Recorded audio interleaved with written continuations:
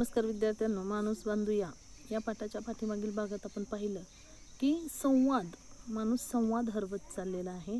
आणि मग म्हणजे का संवाद हरवत चाललेला आहे, तर माणूस स्वार्थी होत चाललेला आहे. स्वार्थी, त्याचबरोबर माणसाला माणूस हा हव्यासी झालेला आहे. त्याला खूप सारी संपत्ती, म्हणजे आज आपण पाहतो की संपत्तीचं महत्त्व खूप, म्हणजे पैशाला महत्त्व आलेलं आहे. माणसापेक्षा पैसा श्रेष्ठ झालेला आहे. त्यामुळं प्रत्येकाला वाटतं की माझ्याकडं खूप सारा पैसा असावा.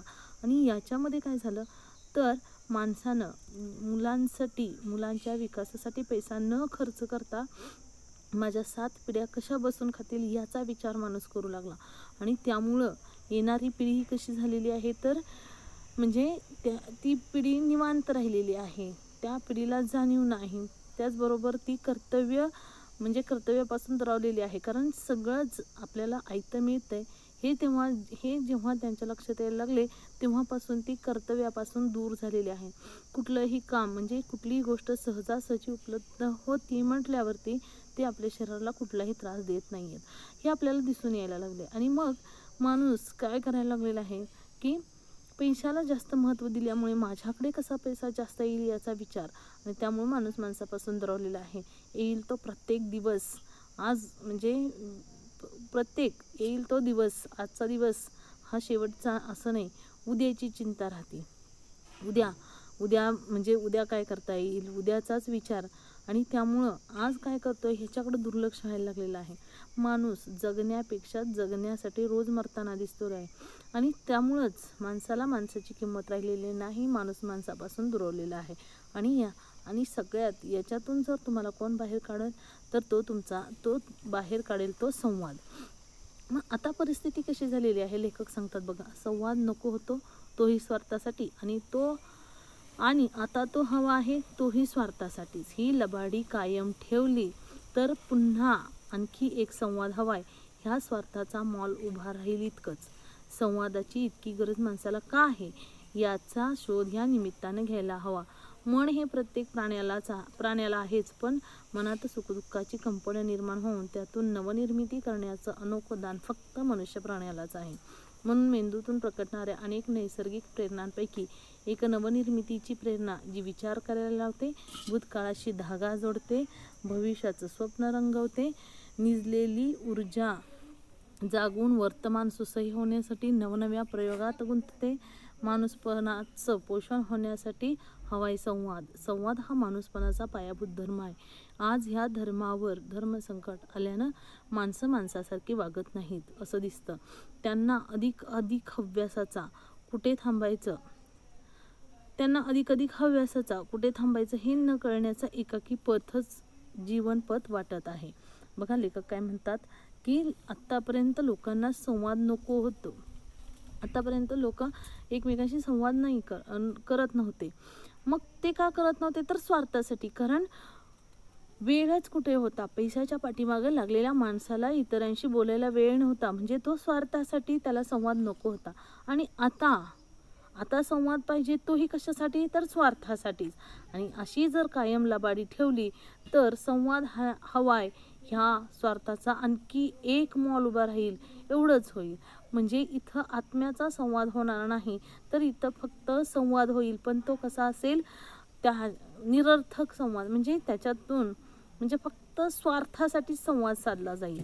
याच्यातून एकमेकांची दुःख, एकमेकांच्या भावना शेअर केल्या जाणार नाहीत, तर फक्त माझा स्वार्थ कसा साधला जाईल यासाठीच संवाद होईल असं लेखक म्हणतात. मग लेखक म्हणतात की संवादाची माणसाला का गरज आहे, इतकी गरज का आहे, तर याचा शोध ह्या निमित्तानं घ्यायला हवा.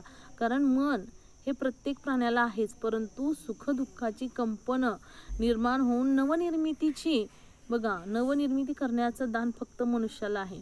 मग माणूस हा नवनिर्मिती करतो. आपण पाहिलं, विज्ञानाच्या सहाय्यानं खूप प्रगती केली, नवनिर्मिती केली, परंतु माणूस मात्र भावना शून्य झाला आणि संवादापासून तो दुरावला. मग ही नवनिर्मिती काय आहे, तर ती आपल्याला विचार करायला वेळ लावते, भूतकाळाशी धागा जोडते, भविष्याचं स्वप्न रंगवते, निजलेली ऊर्जा जागून वर्तमान सुसह्य होण्यासाठी नवनव्या प्रयोगात सुद्धा गुंतते. मग ह्याचा वापर आपण करणं गरजेचं आहे. लेखक म्हणतात की माणूसपणाचं पोषण होण्यासाठी संवाद हवाय. बघा, माणसाचं नाही तर माणूसपणाचं पोषण होण्यासाठी संवाद हवाय. आणि हा संवाद हा माणसाचा पायाभूत धर्म आहे. बघा, म्हणजे आता जाती धर्म पंथ आहे त्याच्यापेक्षा माणूस हा धर्म मोठा आहे आणि त्याचा पाया संवाद आहे.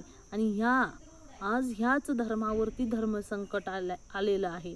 आणि हे धर्मसंकट दूर नाही केलं तर उद्या ही माणसं एकमेकांशी इतकी म्हणजे एकमेकांशी आज प्राण्यांशी म्हणजे प्राण्यांबद्दल जी माणूस प्राण्यांशी जसा वागतो आहे उद्या माणूस एकमेकांशी तसाच वागत राहील. आणि ही आपल्याला आता हळूहळू दिसते सुद्धा. माणसासारखे वागत नाही असं दिसते सुद्धा. कारण माणसाला अधिक हव्यास आहे. बघा ना, भ्रष्टाचारी करणारी लोक आहेत, अगदी हातावरती पोट असतं त्यांच्याकडून सुद्धा म्हणजे अगदी कुठलंही सरकारी खातं घेतलं तर शिपायांपासून अगदी वरच्या अधिकाऱ्यांपर्यंत हात बरबटलेले आहेत. मग ही लोक म्हणजे विचार करत नाहीत की कुठल्या परिस्थितीत समोरच्या व्यक्तीनं पैसा म्हणजे त्याला कुठल्या परिस्थितीला तोंड द्यावं लागलेलं आहे पैसा कमवायसाठी. आणि मग आपण त्याचा म्हणजे अगदी शेतकरी सुद्धा याच्यातून सुटलेला नाही. साधा खाते उतारा काढावयाचा असेल तरी सुद्धा त्याला चहा पाण्याची व्यवस्था करायला सांगतात. म्हणजे मग आज आपण म्हणजे माणूस म्हणून एक विचार केला शेतकऱ्याचा तर असं कोणी मागणार नाही. म्हणजे इथं माणूस माणसासारखा वागत नाही हे दिसतंय. त्याला अधिक हव्यास आहे आणि ह्या हव्यासाच्या पोटी कुठं थांबायचं हे सुद्धा कळणं झाले म्हणजे कळायचं बंद झालेलं आहे. आणि मग हा असाच एकाकी पथ म्हणजे हा एक मार्ग आहे. पैसे हव्यास ह्या मार्गानेच ही लोक चालायला लागलेत आणि हेच आपलं जीवन पथ आहे. ह्याच मार्गाने गेलं पाहिजे असं लोकांना वाटायला लागलेलं आहे. नव्या जगाची जीवनशैली माणूसपणाशी जवळीक साधत नाही. ती त्याच्या नैसर्गिक विकासाच्या आड पदोपदी येत असल्याने पुढचे प्रश्न मनाच्या संबंधीच असणार आहेत आणि ते धनाने सोडवता येणार नाहीत. पुढे तर हे सोडवणारे तरी वेगळे उरतील का ही सुद्धा शंका येते. इतकी मनोरुग्णता वाढण्याच्या आतच समंजस पालकांनी झडझडून जागा व्हायला हवं आहे. लेखक, कलावंत, नेतृत्व, माध्यम यांनी व्यक्तिगत अहंकार आणि केवळ आर्थिक मिळकतीची व्यावसायिकता सुवर्णमध्यावर आणून मन जागरण करण्याची गरज आहे. हे करण्यासाठी कुणीतरी निमंत्रण देईल याची वाट पाहण्या इतकाही वेळ आता नाही. कविश्रेष्ठ केशवसुतांच्या शब्दातील उठा उठा बांधा कमरा मारा किंवा लढत मरा सत्वाचा उदयोस्तू करा हे वरील आव्हान प्रत्येकानं जाणलं पाहिजे. इमारती बांधणं जागा म्युझियम बांधणं पुरं झालं, चला माणूस बांधूया अंतरीच्या उमाळ्याने संवादातील जिव्हाळ्याने.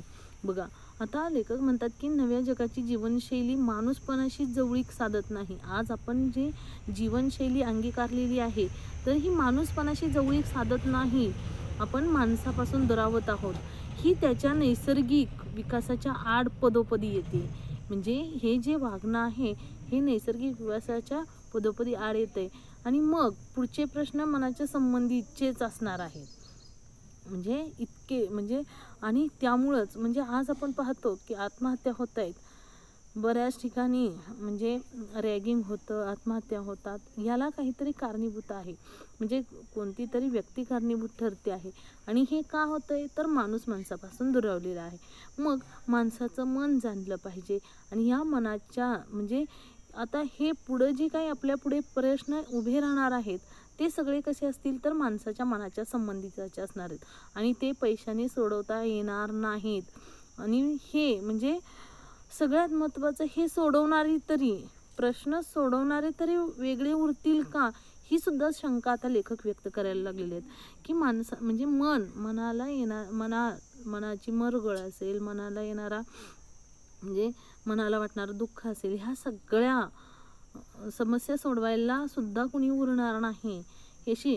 मग इतकी बघा आता ही जी मनोरुग्णता वाढत आहे तर ही म्हणजे आज ही मनोरुग्णता वाढत आहे. माणूस पुढच्या माणसाचा मनाचा विचार करत नाही, स्वतःचाच विचार करतोय आणि त्यामुळं मनोरुग्णता वाढायला लागलेली आहे. आणि ही अजून वाढण्याच्या आतच लेखक म्हणतात की समंजस पालकांनी झडझडून जागं व्हायला हवं आहे. त्याचबरोबर लेखक आहेत, कलावंत आहेत, नेतृत्व करणारी लोक आहेत, प्रसारमाध्यम आहेत. यांनी काय केलं पाहिजे की व्यक्तिगत अहंकार आणि आर्थिक मिळकतीची व्यावसायिकता ह्याबरोबरच ह्या सगळ्यांना सुवर्ण मध्यावर आणून मनजागरण करण्याची गरज आहे. म्हणजे माणसाला माणूस म्हणून जगवण्याची गरज आहे, माणसाला माणूस म्हणून घडवण्याची गरज आहे. आणि मग यासाठी आपल्याला कोणीतरी निमंत्रण देईल इतका सुद्धा आता वेळ उरलेला नाही. म्हणजे इथं आपल्याला आज माणूस घडवायचा आहे, जो माणसाने विकासाच्या नावाखाली विनाशाकडे जी वाटचाल चालवलेली आहे ती थांबवून आपल्याला माणूस घडवायचा आहे. आणि म्हणूनच लेखक म्हणतात की कविश्रेष्ठ कुशवाग्रजांच्या शब्दात की उठा उठा बांधा कमरा, मारा किंवा लढत मरा, सत्वाचा उदय असतो करा. बघा, मग माणूस घडवण्यासाठी तुम्ही कमरा बांधा आणि त्याच्यामध्ये माणूस घडवण्यासाठी मरा किंवा म्हणजे मरा किंवा मारा, लढत मारा म्हणजे माणूस घडवण्यासाठी जे कोणी म्हणजे माणुसकीच्या आड येत आहेत, माणूसाला माणूस घडवण्यापासून परावृत्त करतायत, त्यांना मारा, स्वतः लढत मारा आणि स्वत्वाचा उदय असतो करा. आणि हे आव्हान प्रत्येकानं जाणलं पाहिजे. आज आपण इमारती बांधतो, घरं बांधतो, जागा बांधतो, म्युझियम बांधतो, म्हणजे इतकं सगळी प्रगती करतो, पण माणूस घडवायला मात्र मागं पडलेलो आहोत.